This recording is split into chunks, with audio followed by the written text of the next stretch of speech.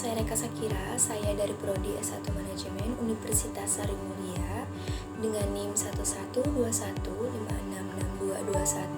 11215662210096 dengan dosen pengampunya Ibu Elma Abnaina. Tujuan saya membuat video ini adalah untuk melengkapi ulangan tengah semester saya dalam mata kuliah Hukum Bisnis. Saya akan menjelaskan materi tentang haki atau hak kekayaan intelektual. Apa sih yang dimaksud dengan haki? Haki atau hak kekayaan intelektual adalah hak untuk memperoleh perlindungan secara hukum atau kekayaan intelektual sesuai dengan peraturan perundang-undangan di bidang haki, seperti Undang-Undang Hak Cipta, paten, desain industri, rahasia dagang, sirkuit terpadu, dan juga merek. Tujuan dari penerapan haki yaitu yang pertama, mencegah adanya kemungkinan pelanggaran haki milik orang lain, yang kedua meningkatkan daya saing dan pangsa pasar, dan yang ketiga bisa dijadikan sebagai bahan pertimbangan dalam menentukan strategi penelitian bisnis dan industri di Indonesia. Hak atas kekayaan intelektual atau haki ini memiliki dua buah sifat. Yang pertama, memiliki jangka waktu tertentu. Hak atas kekayaan intelektual ini juga memiliki jangka waktu tertentu ataupun terbatas. Apabila jangka waktunya sudah habis, hasil penemuan tersebut akan menjadi milik umum. Dan yang kedua, bersifat eksklusif dan mutlak. Hak yang bersifat eksklusif dan mutlak, di mana hal ini berarti jika tidak ada satu orang pun yang boleh melanggar hak kekayaan intelektual milik orang lain. Selanjutnya adalah dasar-dasar haki. Yang pertama, Undang-Undang Nomor 28 Tahun 2014 tentang Hak Cipta, yaitu bersih tentang hak cipta, pencipta, perlindungan hak cipta, dan juga ciptaan yang dilindungi.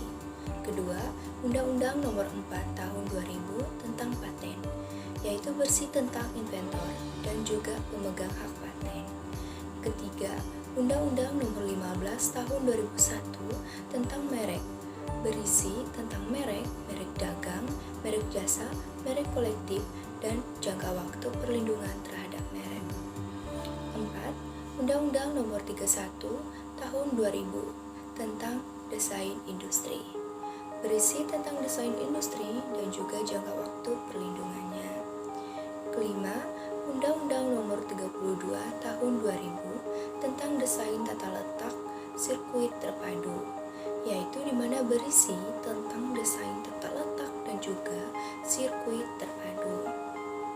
Keenam, Undang-Undang Nomor 30 Tahun 2000 tentang rahasia dagang, yaitu berisikan lingkup rahasia dagang, tentang rahasia dagang, dan juga perlindungan terhadap rahasia dagang.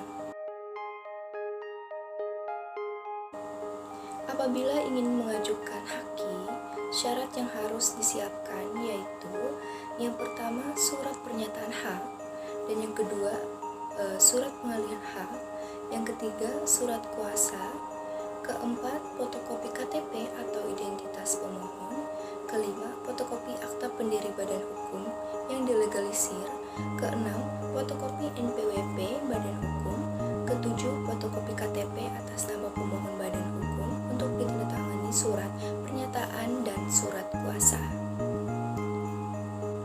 Sejalan dengan perkembangan teknologi, pendaftaran hak cipta pun bisa dilaksanakan secara online dengan menggunakan aplikasi e-Hak Cipta, yakni sebuah aplikasi yang merupakan sebuah sistem berbasis web yang dibangun dan dikelola oleh Direktorat Jenderal Kekayaan Intelektual atau Dirjen HKI, Kementerian Hukum dan Hak Asasi Manusia Republik Indonesia.